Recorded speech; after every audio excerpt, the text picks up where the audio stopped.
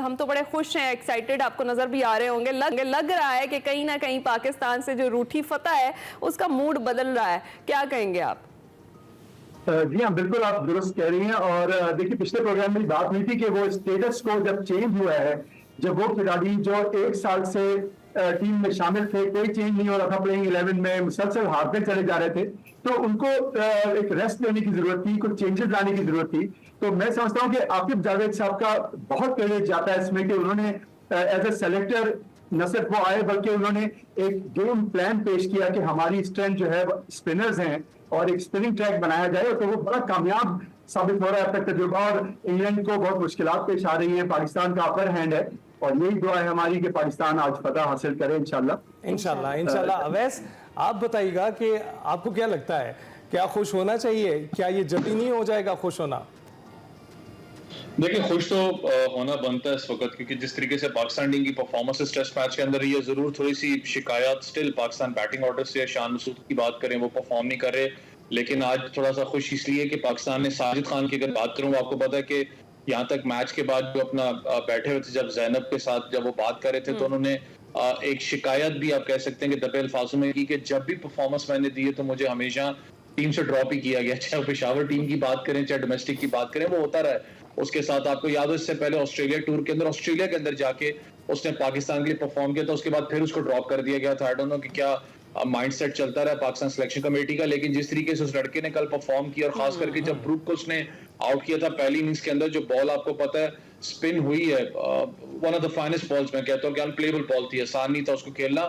थोड़ा सा एक आपको पता है कि अगर आप बात करें इंग्लैंड के स्पिनर्स की बात करूं, साजिद खान के साथ कंपेयर करो, तो साजिद खान की एक चीज जो मुझे अच्छी लगती है वो है कि स्पिन जो उनकी है, जो आपकी अपनी जो आप कर लेंगे जो बॉल की सीम है, उसका बड़ा अच्छा यूज करते हैं। उनकी सीम पड़ती है, इसलिए ज्यादा उनको स्पिन मिलता है। फिर उनका जो नॉन बॉलिंग आर्म है, वो जिस तरीके से नीचे तेजी से आता है, उनको फ्लो भी अच्छा मिलता है। तो एक अच्छा प्रोस्पेक्ट है पाकिस्तान के लिए। और आकिब जावेद भाई से बहुत से इख्तलाफात लोगों के रहे हैं, मेरे भी बहुत से इख्तलाफात रहे हैं, लेकिन एक उन्होंने जो बात की थी वो बिल्कुल एक्यूरेट की थी कि जब आपकी होम कंडीशंस है तो आप अपनी होम कंडीशंस के स्ट्रेंथ के मुताबिक आप चलते हो। तो आपकी स्ट्रेंथ स्पिन बॉलिंग डिपार्टमेंट आपको नजर आ रही थी, आपने पैचेस क्रिएट किए हैं विकेट के ऊपर, और आपको जब वो पैचेस मिले हैं, तो आपको जब वो क्रैक्स मिले हैं, तो उसका फायदा भी अब आपके स्पिनर्स उठा रहे हैं। लेकिन खुशी है, लेकिन इतनी ज्यादा भी नहीं होनी चाहिए। इंग्लैंड है, क्योंकि बेसबॉल क्रिकेट तो वो पता है स्टाइल से खेलेंगे, बैटिंग उनकी बड़ी लंबी मौजूद है, लेकिन पाकिस्तान एक स्ट्रॉन्गर इस वक्त पोजीशन पे मौजूद है। लंच से पहले मैं कहता हूं कि पाकिस्तान ने उनको कम से कम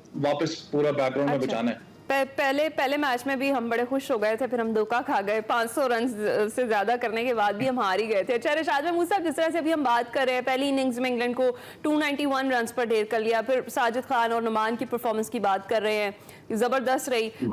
इस पिच को पेसर्स की मौत कहा जा रहा था, और अब इस पे स्पिनर्स का जादू चल गया है, इस पर क्या कहेंगे आप? जी हाँ, इस पिच में डेफिनेटली कुछ तब्दीलियां की गई हैं। इसमें जिस तरह से रोलर दिया गया है, उसको खुश्क किया गया है ज्यादा, तो डेफिनेटली बॉल स्पिन हो रही है। पिछले टेस्ट मैच में तो ना फास्ट बॉलिंग चल रही थी ना स्पिन चल रही थी, तो बिल्कुल जिसे कहते हैं कि वो बैट्समैन पैराडाइज था। तो इसमें तो बहुत बेहतर लग रहा है पिच, और बड़ा कॉम्पिटिटिव क्रिकेट हुई है पिछले 3 दिनों में। बहुत ही मैं समझता हूँ एक्साइटिंग क्रिकेट हुई है, जिसमें बिल्कुल दोनों टीमों का एक अच्छा मुकाबला रहा है। तो उसमें उम्मीद यही है कि इंशाल्लाह, जैसे वैस ने कहा कि पिचेस में इस वक्त जो बात जगह रफ बन गए, उसको हमारे स्पिनर्स एक्सप्लॉइट करेंगे इंशाल्लाह। और ये भी मैं आपको बताऊं कि ओवरसीज रिकॉर्ड इंग्लैंड के बैट्समैन का इतना अच्छा नहीं है, अगर उनको टारगेट बहुत बड़ा चेस करना पड़े, क्योंकि नर्व्स उनकी इतनी स्ट्रांग नहीं होती, खासतौर पे एशिया के सब कॉन्टिनेंट में। तो इसमें मैं समझता हूँ पाकिस्तान को एक डेफिनेट एडवांटेज है आज स्पोर्ट्स डे, डेफिनेटली। बिल्कुल। अवैस, ये बताइएगा कि आपने साजिद खान का जिक्र किया और उनकी महारत की बात की, आपको क्या लगता है ये जो स्ट्रेटजी थी जिसमें हमने इतने सारे स्पिनर्स एक ही टीम में शामिल कर दिए, ये खास इस पिच को लेकर थे, होम कंडीशंस को देखकर थे, या स्पिनर्स की कमी भी है हमारी जो नेशनल टीम है उसमें? देखिए, स्पिनर्स की कमी तो आपको नजर नहीं आती। मसला सारा का सारा ये कि जब हम डोमेस्टिक की बात करते हैं, जब आप नीचे डोमेस्टिक लेवल के अंदर आप चले जाएं, डोमेस्टिक से ही आप स्पिनर्स को उठाते हैं ना, जो टॉप परफॉर्मर्स आपके बहुत से लड़के आपके पास मौजूद हैं जो डोमेस्टिक में परफॉर्म करते हुए हैं। आपके पास बहुत से लड़के पाकिस्तान के लिए इस वक्त लाइन में मौजूद हैं, कुछ लड़के छोड़ ही गए हैं दिल बर्दाश्तों के। मसला ये है कि हमारे अंडर 19 स्ट्रक्चर के अंदर या डोमेस्टिक में हमारा लड़का ज्यादा लंबी फॉर्मेट का प्लेयर इसलिए निकलता नहीं अब, क्योंकि उसको पता है T20 के अंदर इतनी ज्यादा प्रायोरिटाइजेशन मार्केटिंग है कि यार मैंने एक दो मैचेस अच्छे खेल लिए, लाइव टीवी के ऊपर ब्रॉडकास्ट आ रहा है तो मेरी पाकिस्तान की कॉल आ जाएगी या पूरी दुनिया में जो लीग क्रिकेट होती है उसकी कॉल आ जाएगी, इसलिए लॉन्गर फॉर्मेट का लड़का आपको नहीं मिलता। मसला सारा वहां पर आपको आता है। ये साजिद खान की बात करो, ये अंडर 13 का प्रोडक्ट है, पेशावर की बात करें अगर उस एरिया की बात करो, वहां से वो स्टेप बाय स्टेप ऊपर चलता हुआ है। तो दैट मींस के ये चीज आप देखें ना, जब आप डोमेस्टिक क्रिकेट खेलते हो, नुमान की बात करो, साजिद की बात करो, कामरान गुलाम की बात करो, तो आपको रिजल्ट्स प्रोड्यूस होते हैं। हमारे यहाँ अलमिया ये थोड़ा सा रहा है पीछे, थोड़ा पाकिस्तान क्रिकेट बोर्ड में चले जाएं कि हमने बहुत ज्यादा पाकिस्तान सुपर लीग की तरजीह लेकर तो हमने टेस्ट क्रिकेट की कैप भी फेंकी है। हमने वो नहीं देखा कि लड़का 4 डे के अंदर परफॉर्म कर रहा नहीं कर रहा, फिर क्या उस 4 डे का उसने प्रेशर लिया नहीं लिया, क्या वो पूरी साल क्रिकेट खेलता हुआ आया नहीं आया, सिर्फ एक दो मैचेस की परफॉर्मेंस देख के हम खिलाते हुए आए। तो आपके सामने इब्रार जैसे फिर चीज निकलती है ना, इब्रार के ऊपर लोग तनकीद कर रहे हैं। इब्रार का मसला ये है बेचारे का कि यार आपने उसको साल डेढ़ से तो अपने साथ रखा हुआ है, साल डेढ़ में आप मुझे बताएं कि कितने मैचेस आपने उसको खिलाए हैं। आपने ज्यादातर तो बेंच पे बिठा के रखा है, चाहे वर्ल्ड कप की बात करें चाहे बड़ी सीरीज की बात करें। जब मैच अवेयरनेस प्रैक्टिस उसको नहीं होगी, नेट की प्रैक्टिस एक अलग होती है, मैच अवेयरनेस प्रैक्टिस अलग है।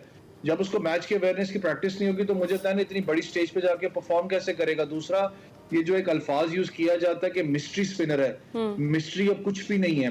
पूरी दुनिया के अंदर मिस्ट्री वाला मामला खत्म हो चुका है। मेंडिस आए थे, आपको याद हो, श्रीलंका वाले, वो नजर ही नहीं कहीं आते, एनालिस्ट बाहर बैठे होते हैं, वो अगले ओवर में या जब टी ब्रेक होती है, टेस्ट क्रिकेट की चले बात कर लो, वो पकड़ लेते हैं लड़के को, यार ये इसका स्ट्रॉन्ग पॉइंट है।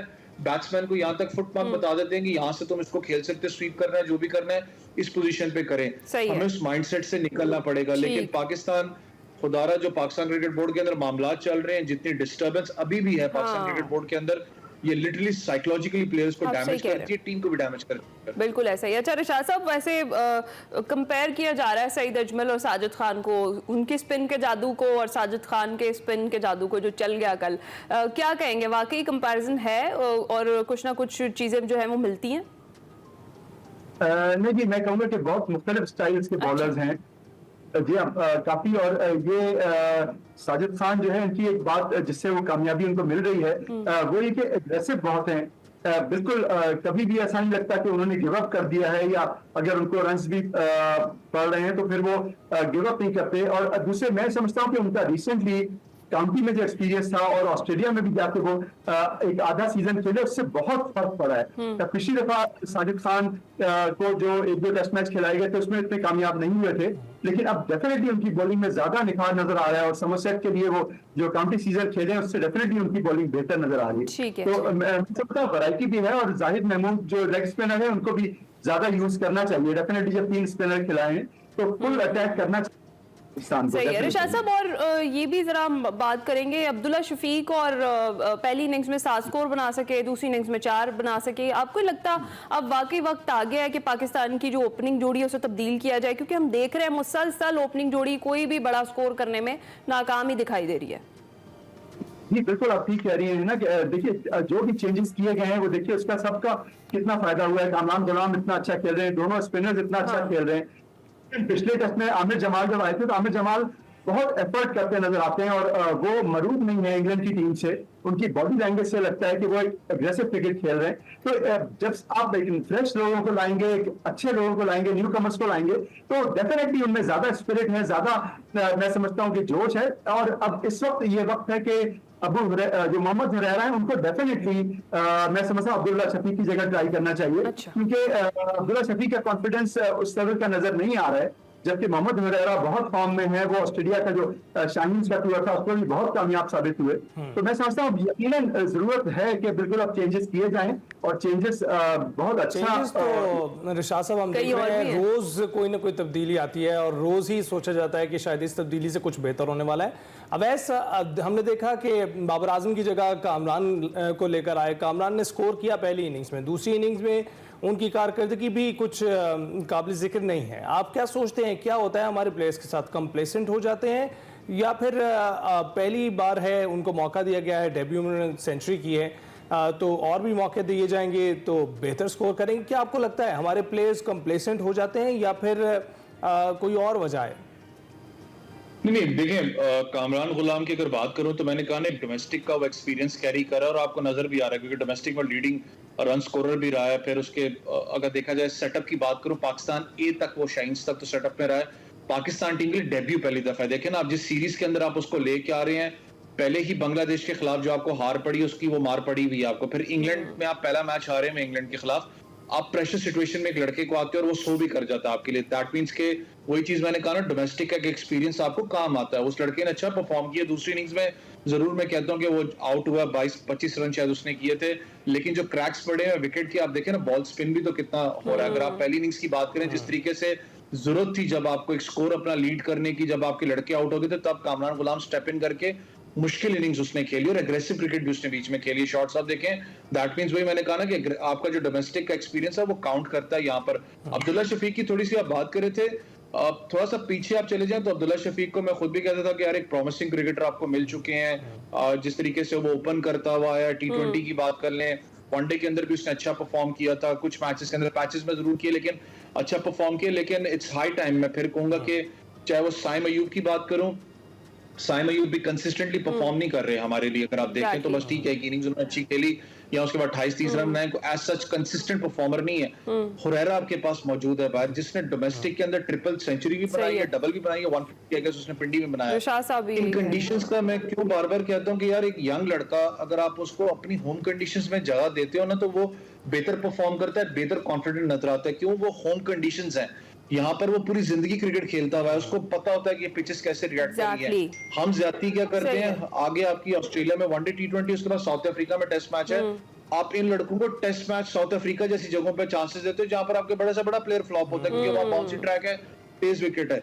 ये ज्यादती करते हो आपके साथ। एक लड़के का जो मैचअप बनता है उसको वहां पर आप प्लीज चांस दो ना। अभी भी जो तीसरा टेस्ट मैच है पिंडी के अंदर, विकेट डिफरेंट होगी या वेदर ठंडा है पिंडी के अंदर, आप बात करें यहाँ पर बॉल सीम करेगा आपका, यहाँ पर आप देखने वाली बात है कि हुरैरा को चांस दिया जाता नहीं। सही है। अच्छा रिशाद साहब, तब्दीलियों का भी हम जिक्र कर रहे थे, तो पीसीबी ने भी कुछ तब्दीलियां की हैं, सिलेक्शन कमेटी में एक बार फिर से तब्दीली की है और जो मेंबर्स थे उनकी तादाद 7 थी वो 5 कर दी गई है और सिलेक्टर्स को तमाम तर जो इख्तियार है वो अब दे दिया गया और कप्तान हेड कोच जो है वो भी 15 रुकनी जो टीम के साथ प्लेइंग 11 मुंतखब करने के हवाले से वोटिंग राइट से महरूम करके उनके भी हाथ अब बांध दिए गए। इस पर आप क्या कहेंगे? इस तजुर्बे से भी क्या कुछ बेहतर नताइज आ सकेंगे? जी बिल्कुल, देखिए इसका एक बैकग्राउंड है। इसमें बदकिस्मती से बाबर आजम पे जब कप्तान थे तो उनपे भी ये एक बात कही जाती रही कि वो काफी फेवरेटिज्म है और जिस तरह के वो हसन अली और शादाब और इमाम उल हक वगैरह को मुसलसल चांस देते रहे, जबकि वो प्लेयर्स फ्लॉप भी हुए।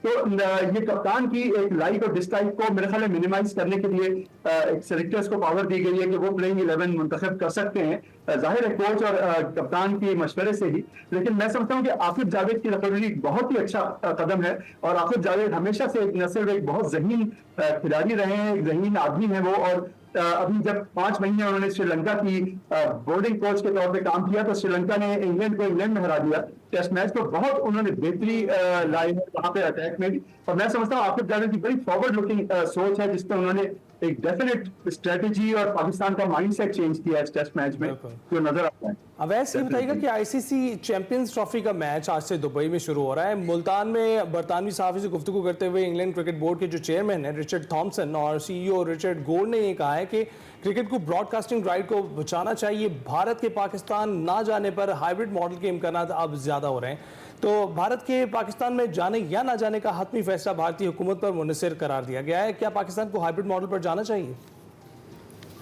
देखिए, नहीं जाना चाहिए, आपको रिजिड रहना पड़ेगा एक फैसले से और एक दाद देनी पड़ेगी, आपको अप्रिशिएट भी करने का। पाकिस्तान क्रिकेट बोर्ड का जो एक स्टांस रहा है, चाहे वो चेयरमैन की बात करें, मैनेजमेंट की बात करें, स्टांस बड़ा तगड़ा है आईसीसी के ऊपर कि पाकिस्तान में ही चैंपियंस ट्रॉफी होनी है। अगर आना चाहते हैं तो बहुत मेहरबानी, क्योंकि आपके पास देखें पूरा का पूरा केस स्टडी का पलंदा पड़ा हुआ है। आपको याद हो एशिया कप हाइब्रिड मॉडल की कोशिश की गई, वो श्रीलंका में आधे मैचेस सारे के सारे मैचेस खराब हुए। जो पाकिस्तान में थोड़े मैचेस खेले गए तो उसमें क्राउड भी अच्छा था और मैचेस भी प्रॉपर ब्रॉडकास्ट हुए हैं। तो ये चीज जो सी है उनके पास एक केस स्टडी मौजूद है। दूसरा, जब एक बड़ा टूर्नामेंट किसी मुल्क को दिया जाता है तो याद रखें कि पूरी की पूरी खाली क्रिकेट नहीं, उसकी केस स्टडी पढ़ी जाती है उसके अंदर कि उसने उस साल या 2 साल के अंदर कितने बड़े इंटरनेशनल इवेंट्स करवाए हैं। आप चाहे टेनिस की बात करें, फुटबॉल की बात करें, चाहे वॉलीबॉल की बात करें, फिर आप ये क्रिकेट की बात करें, तो पाकिस्तान के पास पूरा स्पोर्टिंग इवेंट मौजूद है। फिर अभी जो एससीओ कॉन्फ्रेंस हुई है वो भी एक आपके पास एक पूरा केस स्टडी मौजूद है। यहाँ पर इंडिया के खुद वजीर खारजा जा चुके हैं, तो आई डोंट थिंक सो कि कोई एज सच यहाँ पर चीज है। ब्रॉडकास्टर्स यहाँ तक एक धमकी तो ऑब्वियसली देते हैं, ब्रॉडकास्टर्स भी उन्होंने कहा है कि अगर पाकिस्तान नहीं खेलता या अगर इंडिया नहीं खेलता तो ऑब्वियसली जो मीडिया राइट्स हैं या जो स्पॉन्सर्स हैं उन्होंने भी धमकी दी है कि भाई हम पैसे नहीं लगाएंगे, क्योंकि आपको पता है सबसे बड़ी गेम ही पाकिस्तान वर्सेस Exactly. इंडिया, वो सबसे ज्यादा पैसा आपके लिए एंगेज करती है और दोनों क्रिकेट बोर्ड्स इंपॉर्टेंट है आईसीसी के लिए। सही है। स्टांस अच्छा है, एक हाइब्रिड मॉडल की एक बात आपको पता है जानबूझ के छेड़ी भी जाती है, वो इसलिए हाँ। छेड़ी जाती है थोड़ा सा पैनिक बटन निकालने के लिए, लेकिन पाकिस्तान को रिजिड रहना पड़ेगा। मैं फिर कह रहा हूं कि बेशक आपकी चैंपियंस ट्रॉफी का आप स्केड्यूल भी दे दें, ठीक है। फंड्स भी आपके पास आ चुके हैं, क्लियर भी हो चुका है, लेकिन आखिरी टाइम तक जितने क्रिकेट बोर्ड्स हैं आपके उनके साथ आपको करीबी राब्ता बिल्कुल रखना ठीक पड़ेगा है। ताकि आप उस चीज को यहाँ पर पाकिस्तान में सही है, थोड़े से रिजिड अप्रोच अपनानी होगी आईसीसी चैंपियंस ट्रॉफी की, जो हम इजलास आज में शुरू हो रहे हैं इस हवाले से हम बात करते हैं। बहुत शुक्रिया सैयद मोहम्मद अवैस, रिशाद महमूद साहब हमारे साथ मौजूद थे। क्रिकेट की ओवरऑल जो सिचुएशन थी उस पर हम बात कर रहे थे। आगे मैच चलेगा तो साथ साथ अपडेट्स भी आपको देते रहेंगे। अभी हम जाएंगे छोटी सी ब्रेक पर, आपने कहीं नहीं जाना, कुछ ही देर में वापस आते हैं।